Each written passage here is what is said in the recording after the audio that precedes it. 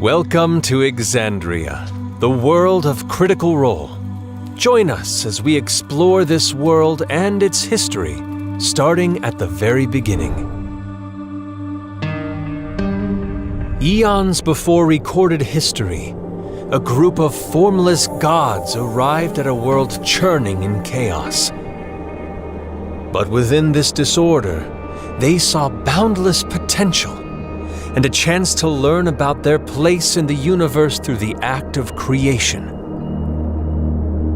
So they began to tame the primordial chaos of this world and created life to live upon it.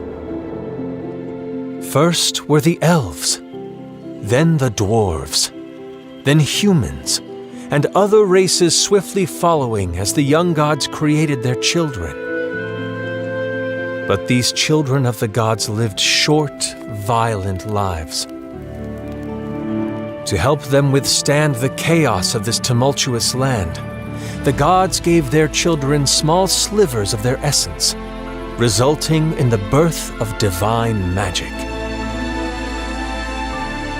In addition, they created illustrious dragons pledged to defend the weak. But the primordial forces of this world responded to this power shift. Primordial titans rose to end this attempt at taming their world, destroying vast swaths of mortal populations. This created a schism between the gods. One side, the prime deities, wanted to protect their creations from the titans. So they taught their children how to make magic on their own, culminating in the birth of arcane magic. But the other gods became so overwhelmed by grief, loss, and frustration, they wanted to join the Titans in destroying their creations. These betrayer gods wanted to give up on this world and start over somewhere else. To save their children and their world, the prime deities banished the betrayer gods to their own prison planes. And with the help of the mortals' magic, the primordial titans were defeated, their essences safely channeled and locked away into the elemental planes. And thus, civilization dawned in the heart of the first city, Vasselheim. And this world was finally named Exandria. For centuries, the mortal races prospered during the Age of Arcanum. They perfected their magics, spawning unimaginable feats of arcane innovation. But this progress also led to unchecked arrogance. Some began using their magics for the ruthless pursuit of power, immortality, and even to attain godhood. One mortal challenged the god of death and won, ascending to take their place in the pantheon. Another mortal, inspired by her success, resorted to releasing the betrayer gods from their planar prisons to achieve such power. The betrayer gods and their acolytes ravaged the world, attacking Vasselheim directly and invoking the wrath of the guardian dragons and the prime deities themselves. The result was a magical arms race, with all sides, god and mortal alike, working diligently to create new arcane engines of war. A war that would become known as the Calamity. Not much is known about the battles that ensued during the Calamity, but the scars they left upon the world are visible to this day. Some gods imbued fragments of their power into powerful arms and armaments known as the Vestiges of Divergence. The grand, magical cities of the Age of Arcanum were completely destroyed by the war.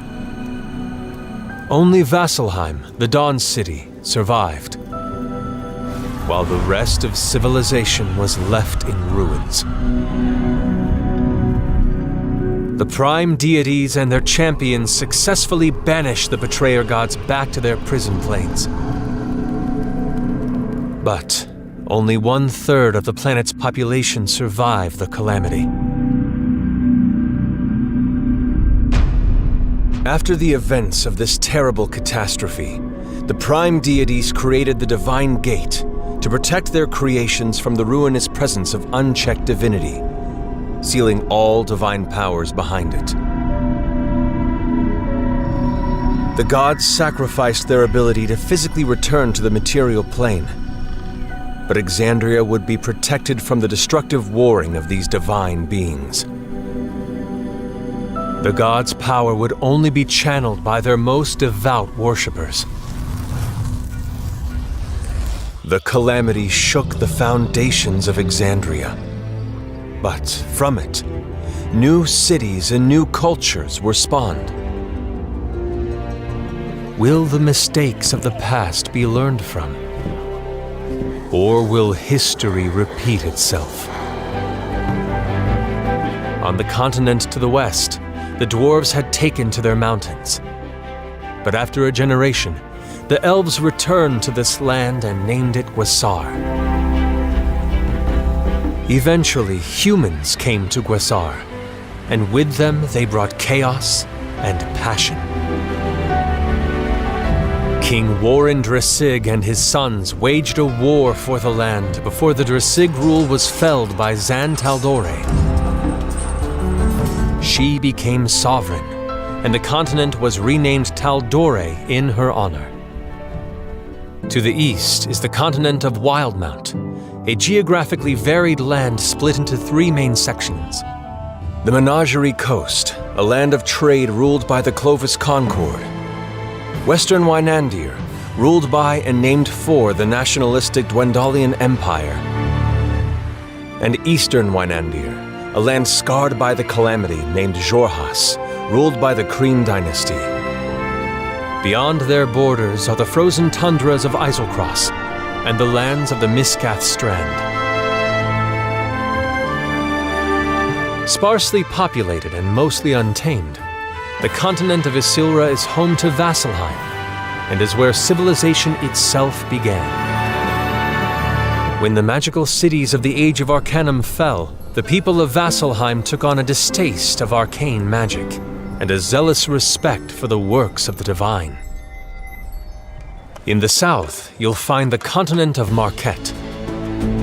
Though the pebbled coast is inviting and there is respite in the oasis, its vast desert can prove treacherous, and the lush jungles and jagged mountains that surround it hide mysteries still yet to be unraveled.